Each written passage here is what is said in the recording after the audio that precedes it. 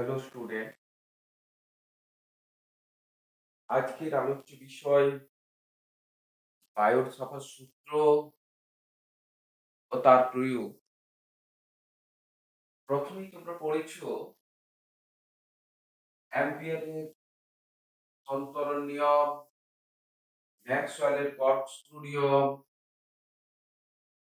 এগুলোর সাহায্যে একটা পরিবাহীর মধ্য দিয়ে যখন তড়িৎ প্রবাহিত হয় তখন চুম্বক ক্ষেত্রের অভিমুখ বা বলরেখার অভিমুখ এগুলো জানা যায়। কিন্তু একটা পরিবাহী তারের মধ্য দিয়ে যখন তড়িৎ প্রবাহিত হয় তখন চুম্বক ক্ষেত্রের মান কত হবে পূর্বের সূত্রগুলির সাহায্যে জানা যায় না। আজকে তাহলে একটা পরিবাহী তারের মধ্য দিয়ে তড়িৎ প্রবাহিত হলে তাহলে কোনো একটা দূরত্বে কি পরিমাণ চুম্বক ক্ষেত্রের সৃষ্টি হবে সেটা বায়ুর সফর সূত্রের সাহায্যে জানা যায়। এখন আসবো বায়ুর সফর সূত্র কি। তাহলে একটা পরিবাহী তারের একটা ক্ষুদ্র অংশ ডিএল ধরা হলো। ডিএল এখান থেকে এই দূরত্ব এল, এটা ও বিন্দু। এখন নিকটবর্তী পি বিন্দুতে চুম্বক ক্ষেত্র প্রাবল্যের মান কত হবে? তাহলে চুম্বক ক্ষেত্র এই ডিএল দৈর্ঘ্যের তারের মধ্য দিয়ে যদি আই পরিমাণ প্রবাহ মাত্রায় যায় এবং এই ডিএল ক্ষুদ্র দূরত্ব থেকে পি বিন্দুর দূরত্ব যদি জেড হয় এবং ডিএল দৈর্ঘ্য এবং এই পি এবং ডিএল দৈর্ঘ্যের সংযোজক সরলরেখার মধ্যবর্তী কোণ যদি থিটা হয় তাহলে পি বিন্দুতে ওই ডিএল দৈর্ঘ্যের জন্য যে চুম্বক ক্ষেত্র সৃষ্টি হবে তার মান যদি ডিবি হয় তাহলে ডিবি সমানুপাতিক আই, অর্থাৎ প্রবাহ মাত্রার সঙ্গে সমানুপাতিক। ২ নম্বর, এখানে দৈর্ঘ্যের সাথে সমানুপাতিক। আবার ৩ নম্বর, এই যে অ্যাঙ্গেল থিটা সাইন থিটার সমানুপাতিক হয়, অর্থাৎ ডিবি সমানুপাতিক সাইন থিটা। আবার জেড স্কয়ারের সহিত বর্গের ব্যস্তানুপাতিক, তাহলে ডিবি সমানুপাতিক 1/জেড স্কয়ার। বা এখান থেকে ডিবি ইজিক্যাল টু একটা ধ্রুবক চলে আসবে। ইন এসআই পদ্ধতিতে এর মান μ/4π IDL sin θ/z²। এরপর আসছে কি শূন্য বা বায়ু মাধ্যমের ক্ষেত্রে এটা কি হবে μ0/4π IDL sin θ/z²। এরপর আসছে এর ভেক্টর ফর্ম বা দীর্ঘ পরিবাহীর ক্ষেত্রে এটা কত হবে। তাহলে দীর্ঘ পরিবাহীর ক্ষেত্রে B is equal to summation dB, summation এখান থেকে μ0/4π এখানে I summation I dl sin θ/z²। এরপর এর ক্ষেত্রে আমরা যদি ভেক্টর ফর্ম লিখি তাহলে কি পাবো? B is equal to μ0I/4π, এখানে dlz যদি করা হয় dlz sin θ/z³, তাহলে এখান থেকে μ0I/4π summation dl cross z/z³, অর্থাৎ বি এর অভিমুখ কোন দিকে হবে? ডিএল এর অভিমুখ আর জেড এর অভিমুখের লম্ব দিকে হবে।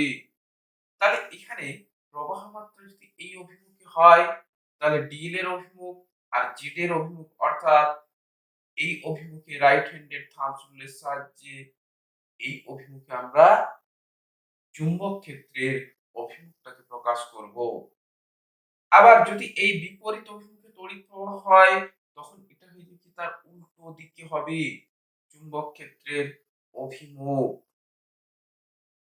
তাহলে এখান থেকে বি এর আমরা যে এককগুলো জানি, বি এর এসআই পদ্ধতিতে একক টেসলা বা ওয়েবার পার মিটার স্কয়ার।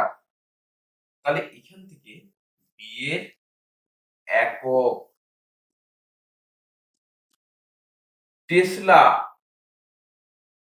বা or weber per metre square.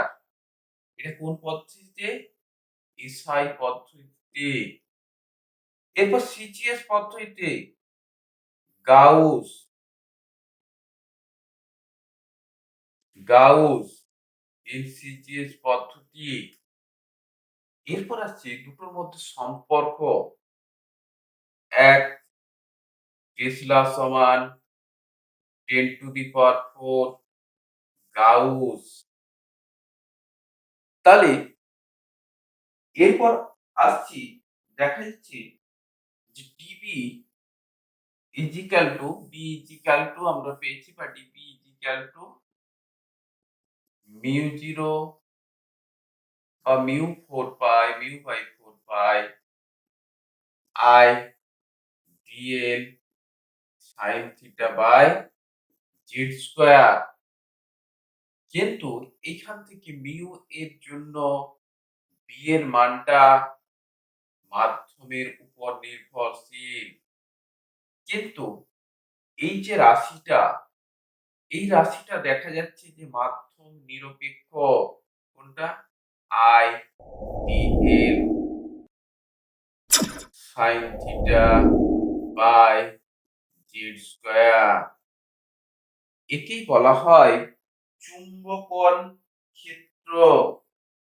তাহলে এটা হচ্ছে কি মাধ্যমের উপাদানের উপর কিন্তু I d l sine theta by Z square রাশিটা নির্ভরশীল নয়। এটাকে চুম্বকন ক্ষেত্র বা এইচ ইজিক্যাল টু আমরা বলতে পারি সামেশন, এখানে 4 পাই হবে। তাহলে এখান থেকে 1 by 4 pi I DL sine theta by Z square. তাহলে এখান থেকে বি আর এইচ এর মধ্যে যে সম্পর্কটা পাবো, B is equal to mu H. তাহলে এইচটাকে বলা হয় চুম্বকন ক্ষেত্র। তাহলে এখান থেকে বি এর যদি কোনো এইচ এর যদি সংখ্যা দেওয়া হয়, H is equal to B by mu, এখান থেকে আমরা পাচ্ছি কি বি বাই মিউ। তাহলে এই জায়গায় অর্থাৎ কোন পদার্থের কোন বিন্দুতে ক্রিয়াশীল চুম্বক ক্ষেত্র এবং ওই মাধ্যমে চুম্বক ভেদ্যতা অর্থাৎ মিউ এর মান দিয়ে যদি ভাগ করা হয়, তাহলে এইচ এর মানটা পাওয়া যায়। তাহলে এরপর আসছি এইচ এর একক। আমরা প্রথমে যদি মিউ এর একক বের করতে হয়, তাহলে আমরা মিউ এর একক বের করব। মিউ এর একক আমরা জানি কি যে ওয়েবার অ্যাম্পিয়ার। তাহলে মিউ এর একক হচ্ছে weber per ampere per metre. তাহলে মিউ এর একক হচ্ছে weber per ampere per metre, আর বি এর একক হচ্ছে ওয়েবার পার মিটার স্কয়ার। তাহলে এখান থেকে weber per ampere per metre, তাহলে এখান থেকে ওয়েবার ওয়েবার কেটে যাচ্ছে, অ্যাম্পিয়ার পার মিটার হচ্ছে এইচ এর এসআই পদ্ধতিতে একক। এরপর আসছি সিজিএস পদ্ধতিতে একক হচ্ছে কি ওরস্টেড ও ই। তাহলে এদের মধ্যে সম্পর্ক কি? ওরস্টেড 1 অ্যাম্পিয়ার পার মিটার সমান 1 অ্যাম্পিয়ার পার মিটার সমান 4 পাই ইনটু 10 টু দি পাওয়ার -3 ওই পোস্টেড। এরপর বায়োট সাভারের সূত্রের ব্যবহারিক প্রয়োগ আসছে। তাহলে বায়োট সাভার সূত্রের প্রয়োগ।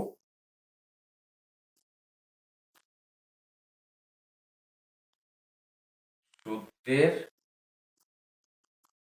প্রয়োগ। অসীম বিস্তৃত ১ নম্বর অসীম বিস্তৃত ঋজু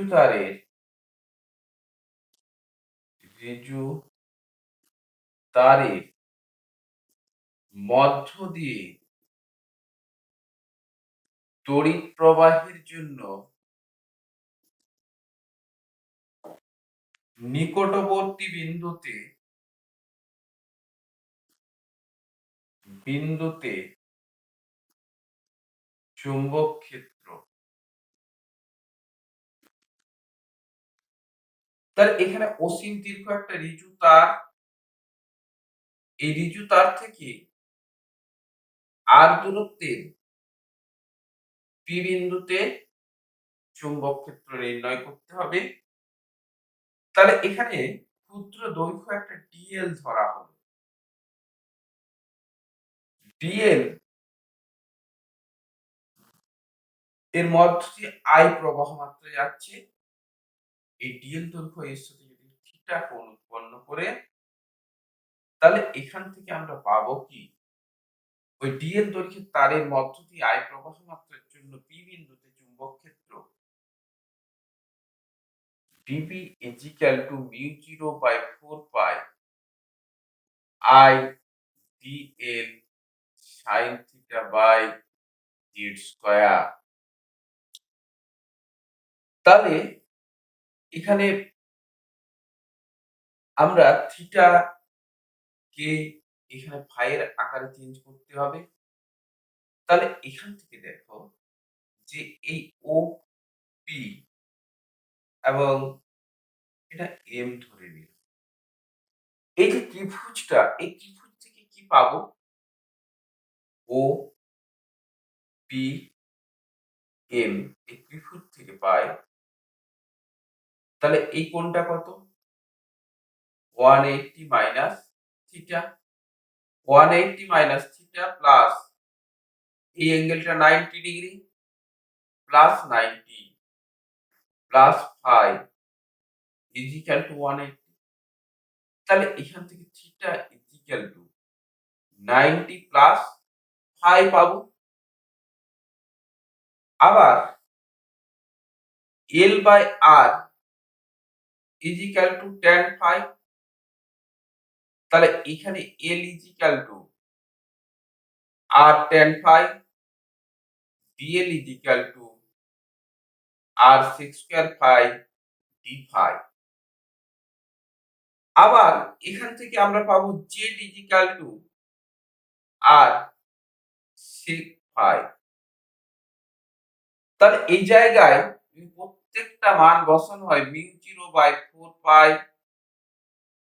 আই ডিএল এর মানটা যদি বসানো হয় r sec square phi d phi, sin থিটার মানটা যদি বসানো হয় 90 plus 5 is equal to cos phi আর z square is equal to r square sec square phi, sec square phi, sec square phi আর আর একটা কেটে যাচ্ছে। তাহলে mu 0 I by 4 pi R cos phi d phi এটা পাচ্ছি। এরপর এখান থেকে যদি এই প্রান্ত এখানে এর সাথে কত phi 2 এটা মাইনাস, এরপর এটা phi 1 কোণ উৎপন্ন করে, তখন কি হবে, b is equal to mu 0 by 4 pi r এটার integration cos phi d phi minus phi to 2 phi 1, অর্থাৎ এখান থেকে আমরা কি পাবো? এই জায়গায় b is equal to mu 0 একটা i mu 0 i by 4 pi r sin phi 1 plus sin phi 2। তাহলে এখান থেকে যদি অর্ধ অসীম বিস্তৃত, এক নম্বর হচ্ছে অসীম বিস্তৃত, অসীম বিস্তৃত তারের ক্ষেত্রে যদি হয় তখন কি পাওয়া যাবে? phi 1 is equal to 90 degree হবে আর phi 2 is equal to 90 degree. অর্ধ অসীম, এখানে phi 1 phi 2 দুটোই ক্ষেত্রে 90 ডিগ্রি। তখন b is equal to mu 0 by 4 pi r into 2, 2 কেটে যাবে, তাহলে mu 0 i by 2 pi r এটা পাবো mu 0 i by 2 pi r। এরপর এখান থেকে আসছে অর্ধ অসীম বিস্তৃত, অর্ধ অসীম বিস্তৃত তারের ক্ষেত্রে যদি ধরা হয় 2 নম্বর অর্ধ অসীম বিস্তৃত, তখন কি হবে? একটা জিরো হবে, হয় phi 1 জিরো হবে, phi 2 90 ডিগ্রি হবে, বা phi 2 জিরো হবে, phi 1 90 ডিগ্রি। তখন b is equal to mu 0 i by 4 pi r into 1, তাহলে mu 0 i by 4 pi r এটা পাচ্ছি। এরপর আমরা আসছি যে একটা পরিবাহী তারের উপরিস্থিত অর্থাৎ বর্ধিতাংশের উপর কোন বিন্দু যদি নেওয়া হয় তখন আমরা যে রাশিটা পাবো তখন এই জায়গায়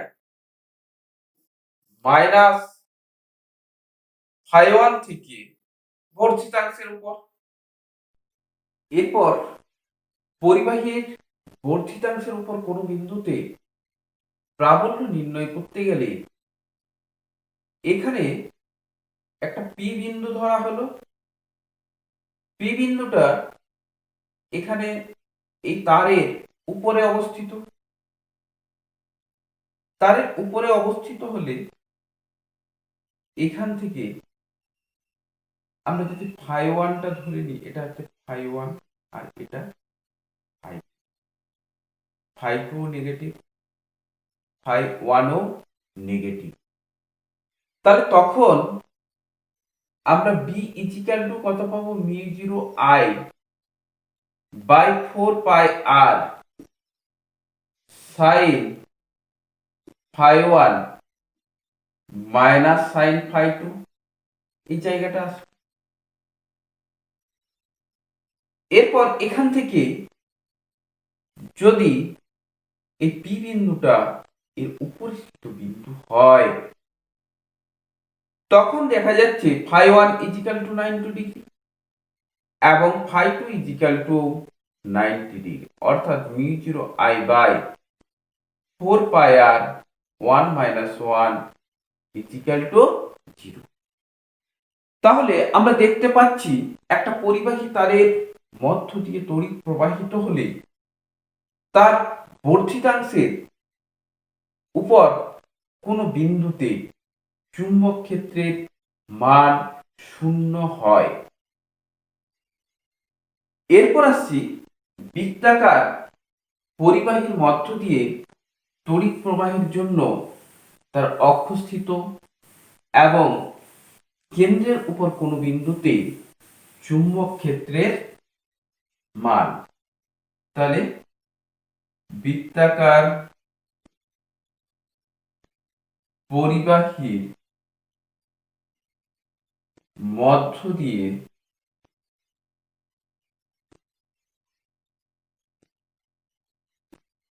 তড়িৎ প্রবাহের জন্য অক্ষস্থিত কোন বিন্দুতে চৌম্বক ক্ষেত্র এবং কেন্দ্রে কি হবে? তাহলে এখানে একটা বৃত্তাকার পরিবাহীর মধ্য দিয়ে আই প্রবাহ মাত্রা যাচ্ছে। এখানে প্রবাহ মাত্রার অভিমুখটাকে এই অভিমুখে অর্থাৎ ঘড়ির কাঁটার বিপরীতে। তাহলে বৃত্তপথের ব্যাসার্ধ আর, এখানে কেন্দ্র থেকে x দূরত্বের একটা পি বিন্দুতে চুম্বক ক্ষেত্র প্রাবল্যের মান কত হবে নির্ণয় করতে। এর জন্য এখানে একটা ক্ষুদ্র ডিএল দৈর্ঘ্য ধরা হলো।